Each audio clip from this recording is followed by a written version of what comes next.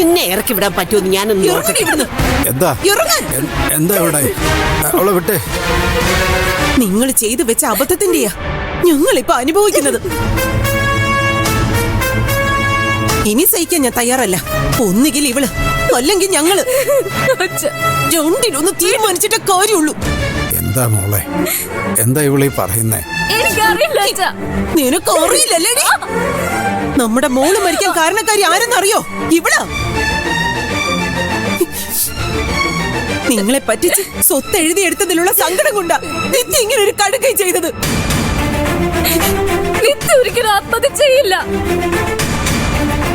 പിന്നെ എങ്ങനെയാണ് എന്റെ മോള് മരിച്ചത്? ആരെങ്കിലും കൊന്നതാണോ? എന്തിനു കൊല്ലണം? നീ നോണ പറയ. കല്യാണം മുടങ്ങി, വീടും പോയി. അതിന്റെ സങ്കടത്തിലാ അവളത് ചെയ്തത്. സഹിക്കാവുന്നതിന്റെ പരമാവധി ഞാൻ സഹിച്ചു. ഇനി പറ്റില്ല. നീ പോണം, ഇറങ്ങിയേ പറ്റൂ. ഇനി നിനക്ക് ഈ വീട്ടിലെ സ്ഥാനമില്ല.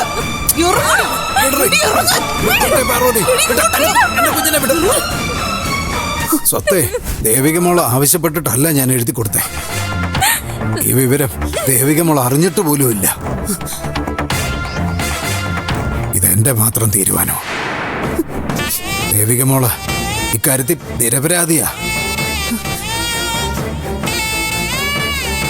മനസ്സാവാച ഇവളൊന്നും അറിഞ്ഞിട്ടില്ല. എങ്കിൽ നിങ്ങളും ഇറങ്ങ. നിങ്ങളും എന്റെ മോളുടെ മരണത്തിന് ഉത്തരവാദിയാ.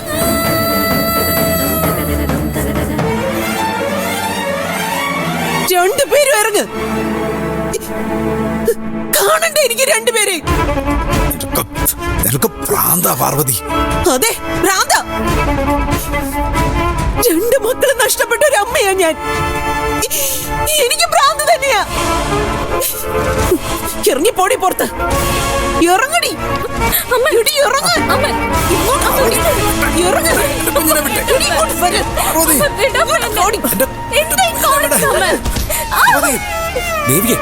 എന്താ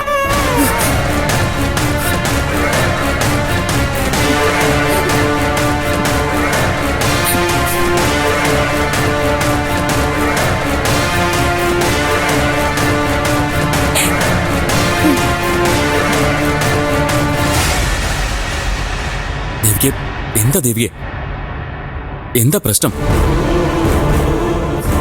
അമ്മ എന്തിനാ ഇങ്ങനെ ചെയ്യുന്നത്? ഞാൻ പറയാം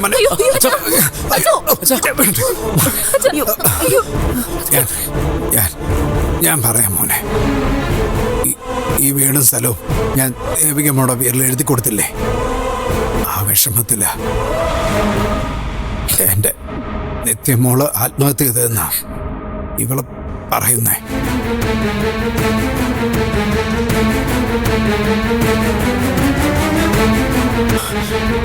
എന്റെ കുഞ്ഞൊരിക്കലും ആത്മഹത്യ ചെയ്യത്തില്ല മോനെ. എന്റെ കുഞ്ഞിനെ ആരോ കൊന്നതാ. കൊന്നു? എങ്കിൽ അത് ആരാന്ന് പറ.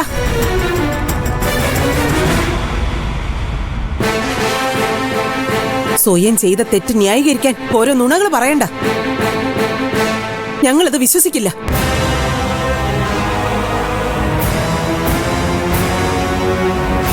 കൊന്നതാണെങ്കിൽ പോലീസ് കൊലയാളിയെ കണ്ടുപിടിക്കണ്ടേ മനോഹര? തന്നെയല്ല, കൊല്ലുന്നവന് കൊല്ലാനൊരു കാരണം വേണമല്ലോ. പാവം നിത്യമോൾ ആരെയും ദ്രോഹിക്കാത്തോളല്ലേ. അവൾക്കാരാ ഇത്രയും ശത്രുവായിട്ടുള്ളത്?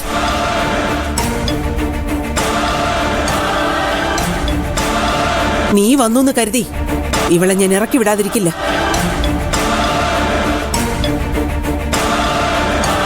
അതിന് സ്വപ്നത്തിൽ പോലും ആരും വിചാരിക്കാൻ വേണ്ട. ഇറങ്ങടി പുറത്ത്. അമ്മ കരുതുന്ന പോലെ നല്ല കാര്യങ്ങള്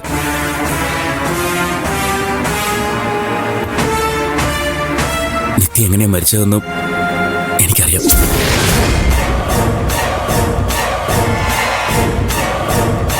എങ്കിൽ പറ, എന്താ സംഭവിച്ചത്? അത് പിന്നെ എന്താ നാവിറങ്ങിപ്പോയോ? അല്ലെങ്കിൽ നുണ പറയാൻ ഒരുങ്ങുമ്പോ ഇങ്ങനെയൊക്കെ സംഭവിക്കും. അമ്മേ, അതല്ല. അങ്ങനെയല്ല സത്യം.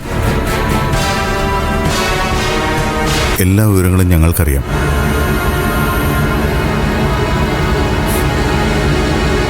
നിങ്ങൾ അറിഞ്ഞ സത്യമൊന്നും എന്റെ തലയെ കെട്ടിവെക്കാൻ നോക്കണ്ട. എനിക്കത് കേൾക്കാൻ വേണ്ട. ഞാൻ അവളെ പ്രസവിച്ച അവളുടെ അമ്മയാ. എനിക്കറിയാം എന്റെ മോക്ക് എന്താ പറ്റിയെന്ന്.